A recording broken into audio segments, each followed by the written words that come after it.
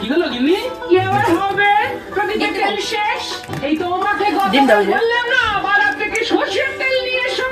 এনেছিলে? ঘ্রাণ আছে অনেক, অনেক ঘ্রাণ। এই যে দেখো, এটা সেই গ্রান ফুচকা সেই খাওয়া যাবো। ফুচকা তোমার দাদা আনারস আনছে অনেকগুলা। এই দেখো বাবা, আনারসটি ভালো কিনা? আনারস হ্যাঁ ভালো, খুব সুন্দর। পাক্কা গ্রান। এই ফুচকা গুলা খাইতে যে মজা লাগবো, পুরো পেড়া ফুচকা গুলা যারা রাস্তায় যে বিক্রি করে যে ফুচকা গুলা, একটা ফুচকা ফুটে গেলে সেই আজকাল বাট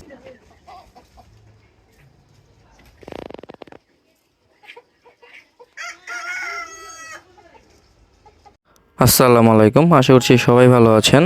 তো আজকে সকালবেলা ঘুম থেকে উঠে দেখি আব্বু টঙ্গী থেকে চলে এসেছে, কারণ টঙ্গী গিয়েছিল আপনার ফুচকা কিনে আনতে। আর এই ফুচকাগুলো হলো আপনার আমরা রাস্তায় যে ফুচকা চটপটি খাই সেই ফুচকাগুলো। তো সেই ফুচকাগুলো কিনে নিয়ে এসেছে, আজকে বাসায় ফুচকা চটপটি খাওয়াবে এই কারণে। তো যাই হোক, তারপর মশলাও সাথে করে নিয়ে এসেছে টঙ্গী থেকে। তো তারপর সকালবেলা আমি আজকে আমার মুরগির ফার্মটা ভিজিট করতে চলে আসলাম, দেখলাম যে কী অবস্থা। তো এটাই হলো আমার ছোট করে একটা বাসায় একটা মুরগির ফার্ম বলতে পারেন, দেশি মুরগির। তো এসে দেখি একটা মুরগি আপনার বালির মধ্যে ডিম পেড়ে রেখেছে। তো সেই ডিমটার সাথে সাথে নিয়ে আসলাম, কারণ যদি মুরগির ডিমটা যদি ভেঙে ফেলে, এবং আপনাদের যদি কারো যদি দেশি মুরগির ডিম যদি প্রয়োজন হয় তো অবশ্যই আমাকে কমেন্ট করে জানাবেন, আমি অবশ্যই আপনাদের তাহলে দেশি মুরগির ডিম দিতে পারবো।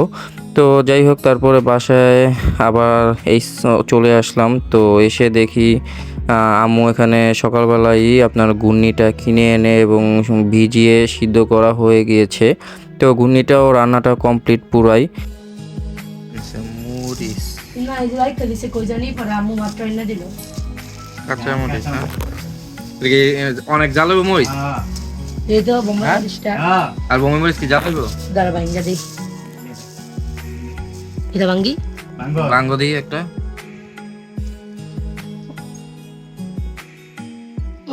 ঘ্রাণ আছে অনেক, অনেক ঘ্রাণ। এই যে দেখো, এটা সেই গ্রান ফুচকা সেই খাওয়া যাবো। ফুচকার মধ্যে বইরা বইরা খা, অনেক ঘ্রাণ। তোমার দাদা আনারস আনছে অনেকগুলা। এই দেখো বাবা, আনারসটি ভালো কিনা? আনারস হ্যাঁ ভালো, খুব সুন্দর। পাক্কা গ্রান আছে। দাঁড়া তোমার আমি এক্ষুনি জুস করে দিয়েছি। তো একটা ফারাদে তাহলে জুস বানায় দাও। এটা নি, এটা নাও, হ্যাঁ এটা নাও। ফারাদে একটা জুস বানায় খাও। ফুচকা, এই ফুচকা গুলা খাইতে যে মজা লাগবো, পুরো পেড়া ফুচকা গুলা যারা রাস্তায় যে বিক্রি করে যে ফুচকা গুলা, একটা ফুচকা ফুটে গেলে সেই আজকাল বাট খামে।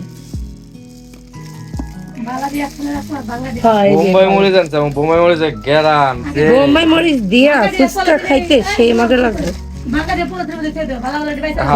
এটাই করতে হবে। বাঙ্গা গিলা চটপটির মধ্যে খামো না, চটপটির মধ্যে বাঙ্গা গিলা দিলবা, বেশি বেশি করে ফুচকার লাগে এর মধ্যে রাখলে হইব। ফাস কি খায়? ফুচকা খায়। খায় ফারাস, নেন্টু ফারাস ফাস কি খায়? তো এইদিকে আপনার আব্বুকে দিয়ে কাঁচামরিচ আনিয়েছি ঝালচে, এবং অবশ্যই তার সাথে আব্বুকে বলেছি বোম্বাই মরিচ আনতে। তো আব্বু 4টা বোম্বাই মরিচ আনছে, তো কিন্তু এত গ্রান। তো তারপর আব্বুকে আবার পাঠালাম যে আব্বু যেখান থেকে আনছো আরও যতগুলো আছে তো সবগুলাই কম বেশি করে বলেছি যে আরও বেশি করে আনতে। তো যাই হোক, তারপরে বোম্বাই মরিচ আব্বু আরও কতগুলো আনতে গেল। তো এদিকে আবার আনারস নিয়ে এসেছিল আব্বু, তো ফারাজের জন্য আনারসটা খুবই দরকার ছিল। তো এর জন্য ওকে এখন ব্লেন্ডারে আপনার আনারসটা জুস করে তারপরে ফারাজকে খাওয়ানো হবে। তো যাই হোক, তারপরে এখানে ইফতারের সময় হয়ে গিয়েছে। তো প্রতিদিনের মতো আজকেও বাসায় আপনার ভাজা পোড়া দিয়ে ইফতার বানানো হবে, মুড়ি আইটেম।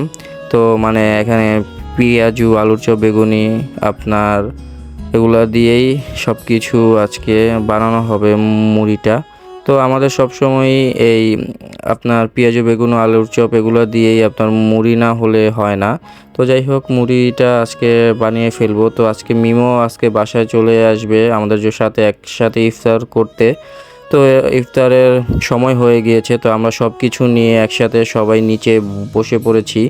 আমরা অবশ্য সবাই মিলে একসাথে ফ্লোরের মধ্যে আপনার পাটি মাদুর বিছিয়ে তারপরে সুন্দরভাবে আমরা সবাই একসাথে সব কিছু নিয়ে একসাথে খেতে বসে পড়ি ইফতারের জন্য। তো মিমও চলে এসেছে আনায়কে নিয়ে। তো আজকে মিম আমাদের সাথে ফার্স্ট টাইম ইফতার করবে। তো মিম একটা আসার সময় একটা হোমমেড একটা দই নিয়ে এসেছে, তো বললো দইটা নাকি অনেক মজা। তো ভাবলাম যে ইফতারের পর এই দইটা খাবো। তো এখানে সব কিছু বানানো কমপ্লিট, তো আমারও মুড়ি মাখানো কমপ্লিট। তো আমাদের ইফতার খাওয়া প্রায় শেষ পর্যায়ে। তো সবাই এখন ইফতার প্রায় খেতে খেতে শেষ করলাম। তো এরপরে ইফতার খাওয়ার পরে নিলয় ভাইয়া ইফতারের পর চলে আসলো বাসায়। তো এখন আমরা ফুচকা চটপুটি বানিয়ে খাবো সবাই একসাথে বাসায়। তো ফুচকা চটপুটি বানানোর সময় সব সময় বাসায় আমারই সব কিছু ঝামেলা করতে হয়। এখানে আপনার দিশা আমাকে সব কিছু কেটে হেল্প করে এনে দেয়, এবং ফুচকার যে ঘূর্ণিটা এবং বিশেষ করে মিষ্টির টকটা আমার বানাতে হয়, কারণ আমার হাতের মিষ্টি টকটা অনেক মজা হয়। এই কারণ মিষ্টি টকটা ছাড়া দিশা, মিম, আম্মু ওরা কেউই খেতে পারে না, আমার কাছেও ভালো লাগে। তো যাই হোক, আমরা আজকে মানে পুরো মন ভরে যে যত পারতেছি মানে ইচ্ছা মতো ফুচকা বানাচ্ছি আর মিষ্টি টক দিয়ে ইচ্ছা মতো খাচ্ছি। তো আজকে খেতে খেতে এক একজনের মনে করেন পেট পুরো ফুল ভরে গিয়েছে। তো মিমও ইচ্ছা মতো বানাচ্ছে, খাচ্ছে।